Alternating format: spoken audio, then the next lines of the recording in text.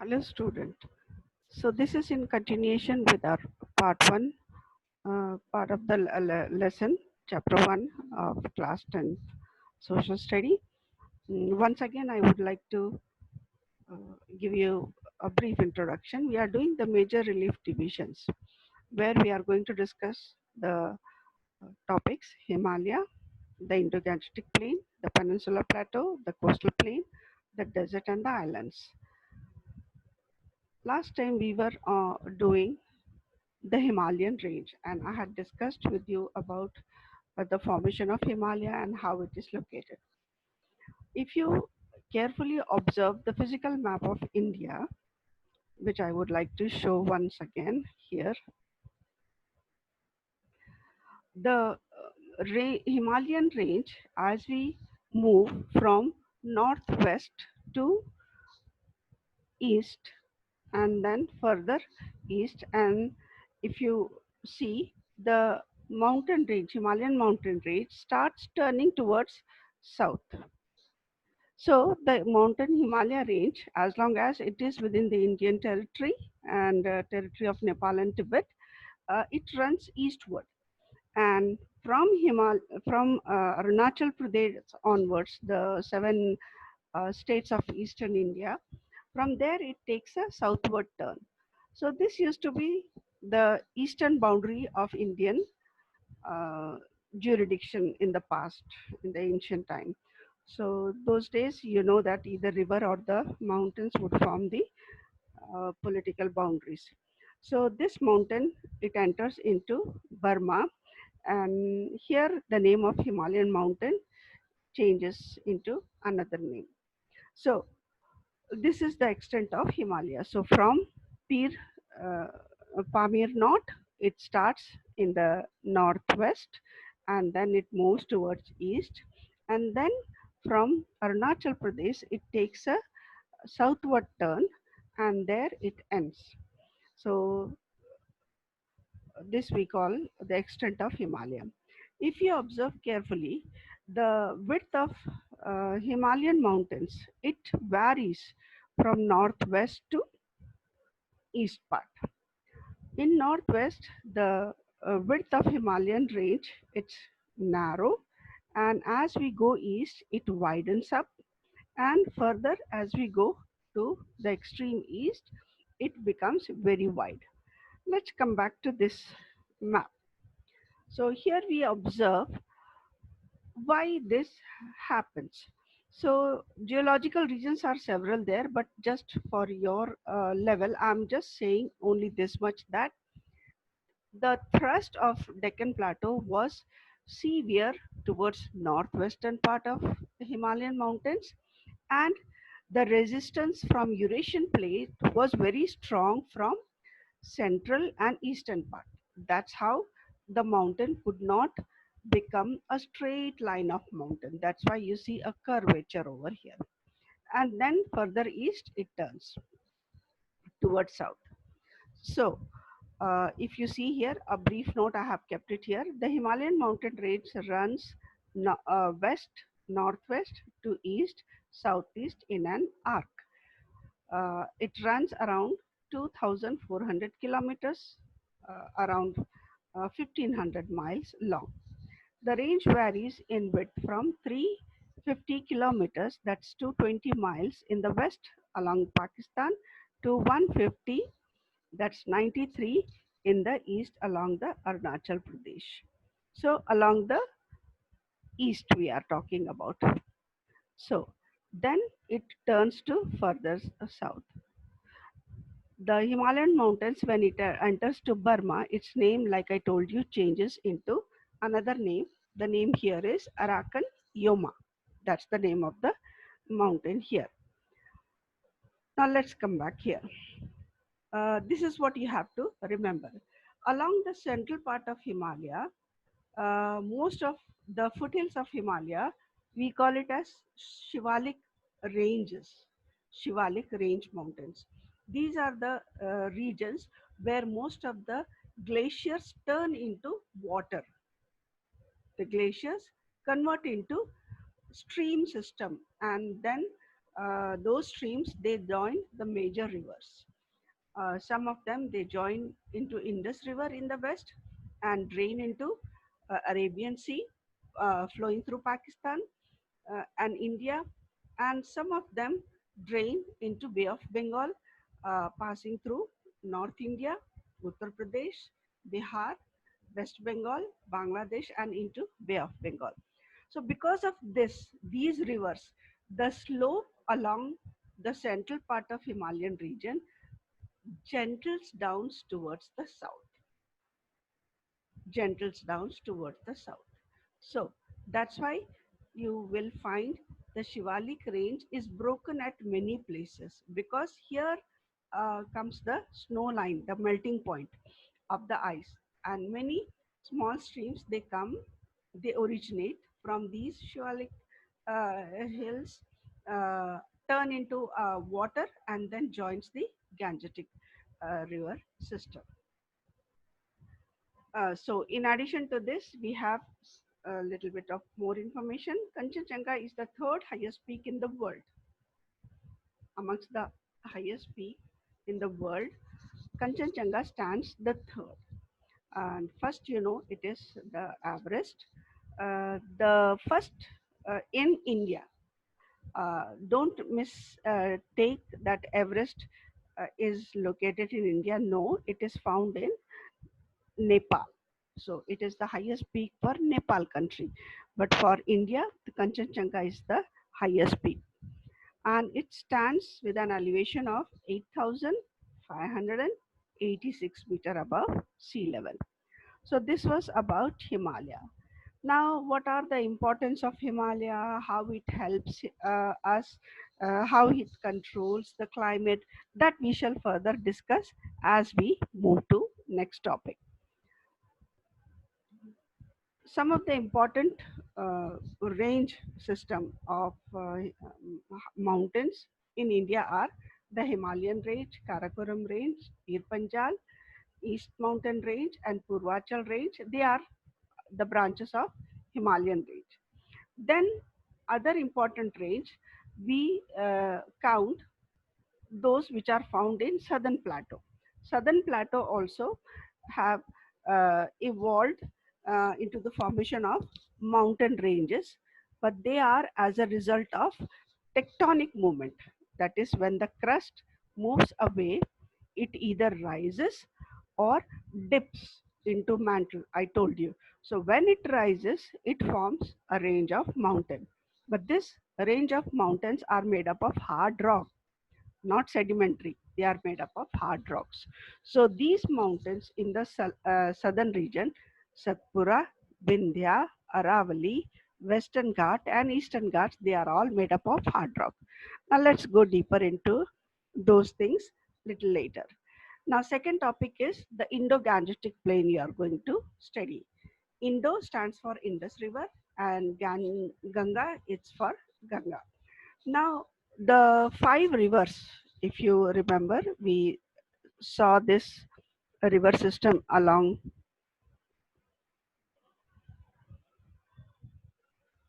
here. Those five river systems that originate in India, that is Jhelum, Chenab, Ravi, Satluj, and Indus.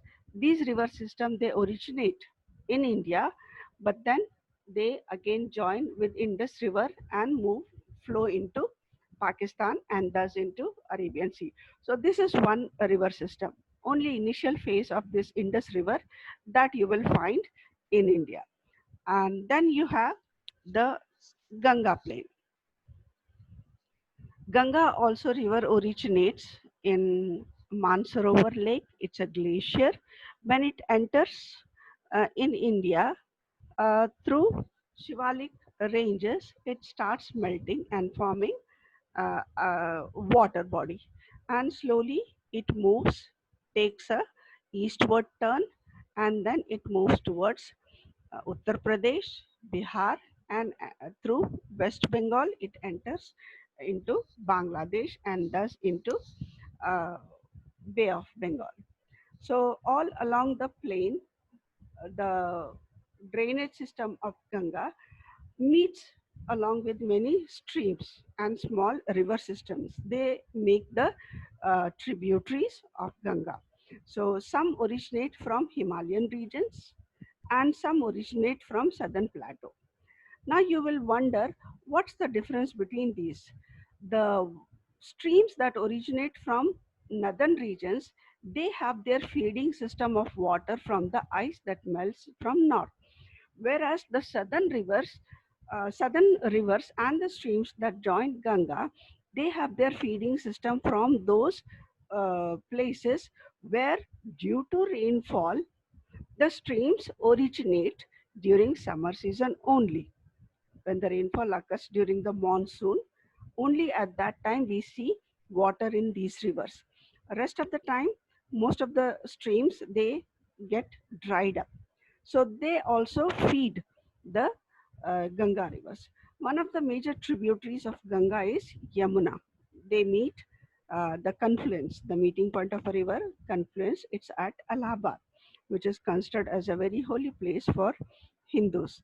Then the movement of Ganga river becomes very slow, and it forms many meanders, and many important cities are located along this.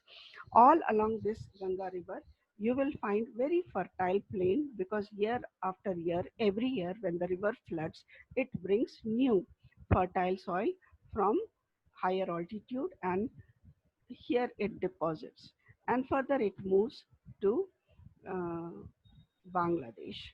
Before moving to Bangladesh, the river divides into two. The one which the distributary enters into Bangladesh is named as Padma. The other one which enters into uh, through Calcutta into Bay of Bengal is called the Hooghly.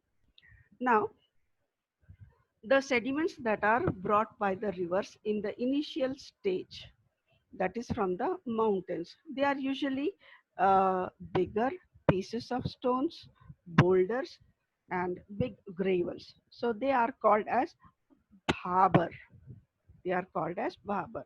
So because the glacier is not able to carry anymore those stones, it leaves along the Shivalik range. So from here, the water becomes lighter and it flows through. But all along, because of abrasion and rubbing of these surfaces, it carries sandy grains along its path.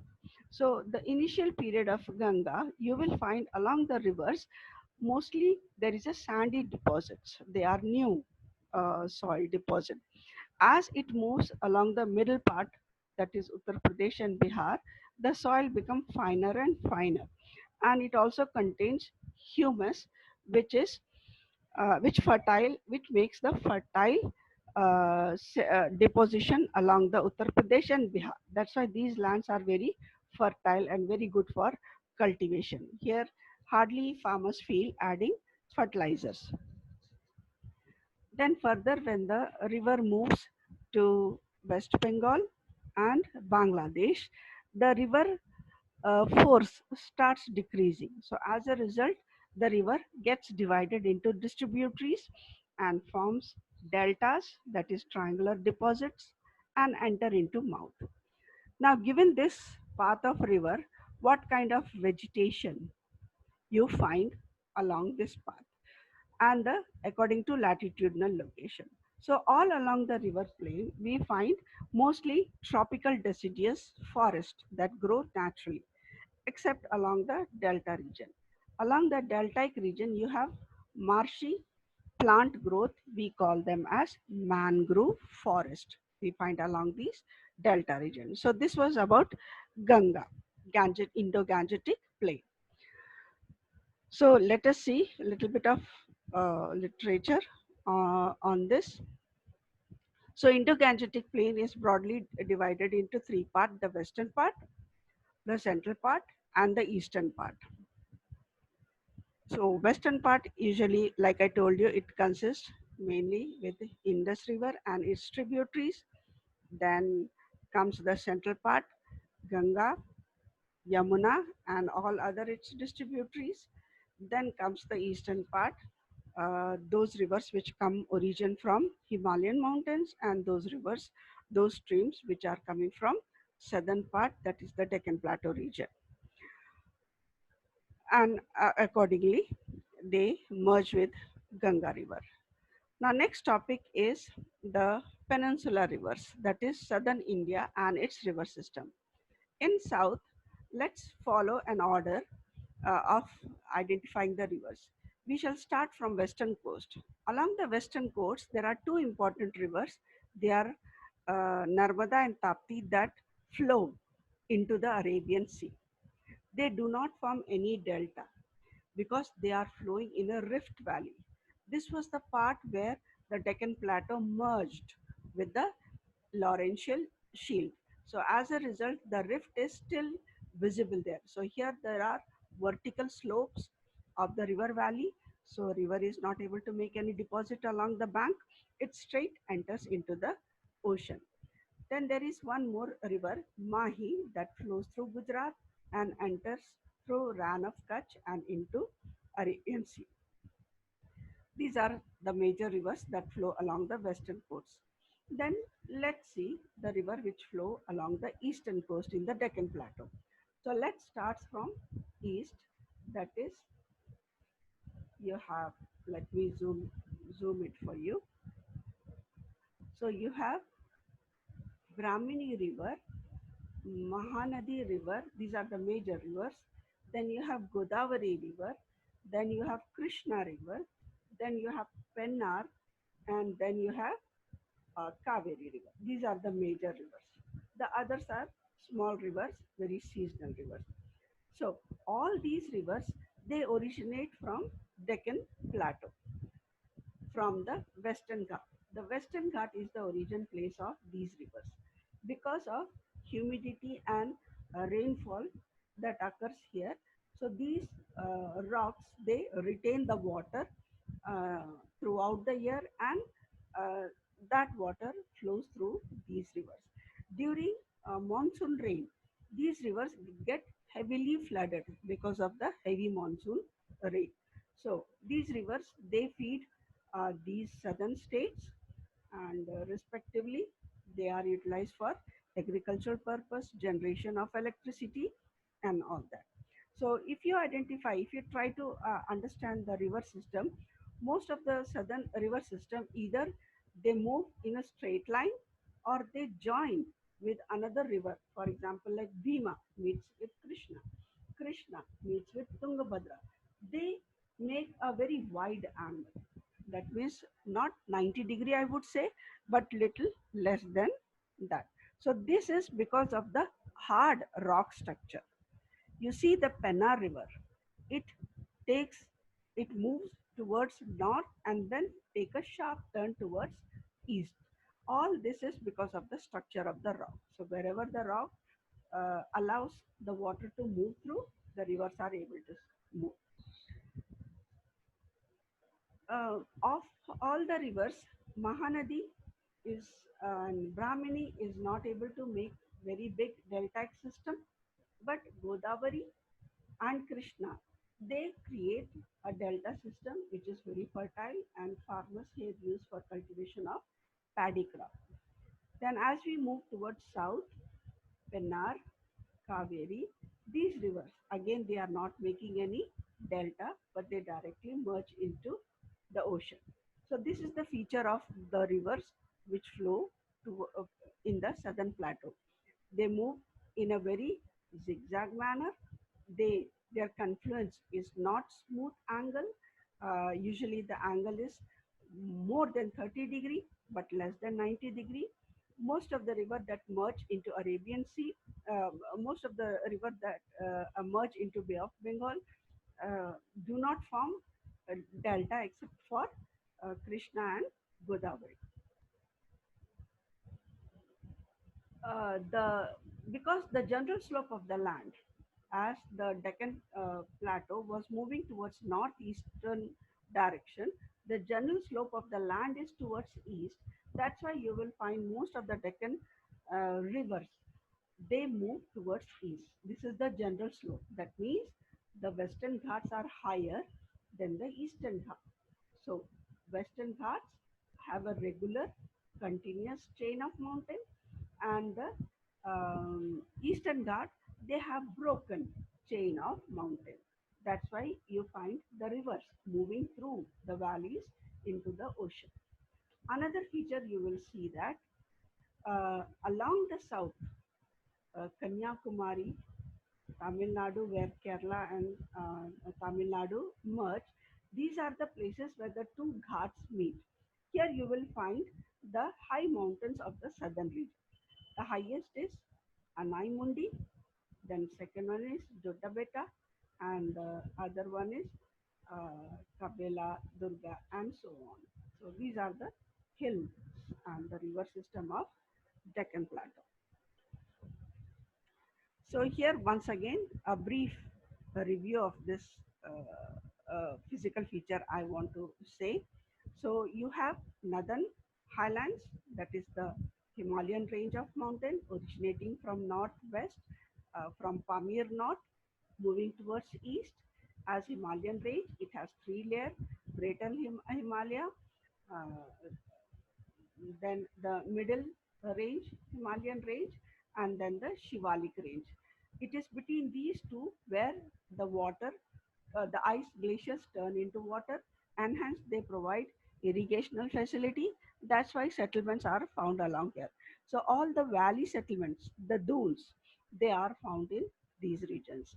Then Himalayan mountains takes a steep southward turn and enters into Burma, where the name of Himalaya region changes into Arakanyoma. Then we see the Aravali range. This is the boundary of the Deccan Plateau in north, Vindhya range, Satpura range. Then you have Western Ghat Mountains and the Eastern Ghat Mountains. The Western Ghat Mountains are a straight, continuous range of mountain, whereas the Eastern Ghat Mountains, they are broken chain of mountain. And as a result, most of the river flow towards east into the Bay of Bengal. The Western Ghat is slightly higher in its altitude, and the Eastern Ghat is relatively lower than it. Then comes